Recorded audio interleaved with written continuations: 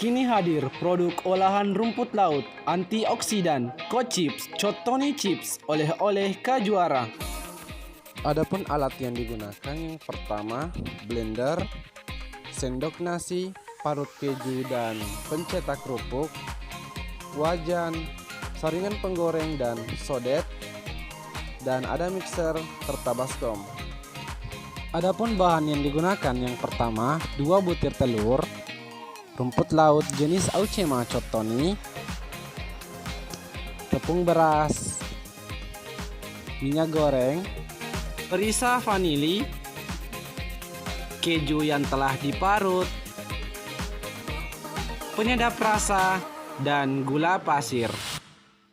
Inilah bahan-bahan yang digunakan dalam proses pembuatan kerupuk Kochips Chotoni Chips.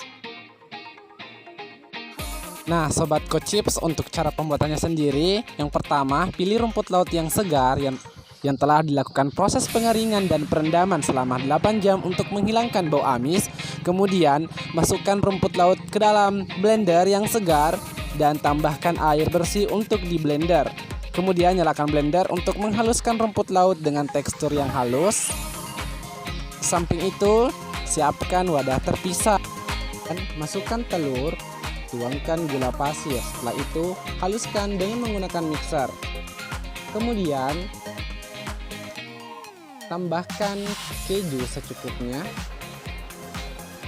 penyedap rasa.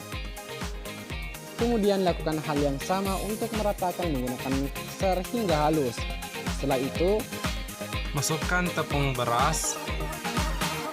Kemudian adonan diaduk menggunakan sendok nasi hingga membentuk adonan yang baik. Setelah itu, tiriskan rumput laut yang telah di blender tadi, aduk lagi hingga merata selama beberapa menit ke depan. Nah, untuk lebih higienis, adonannya diolah menggunakan kaos tangan ya. Nah, setelah adonan dirasa cukup merata, ambil adonan kemudian masukkan ke dalam pencetak kerupuk yang nantinya akan digiling di atas minyak. Setelah itu nyalakan kompor, lalu panaskan minyak goreng. Setelah dirasa panas, giling adonan di atas wajan dengan memutar roll penggiling tadi hingga membentuk kerupuk. Habiskan adonan dalam penggiling kerupuk, goreng hingga matang.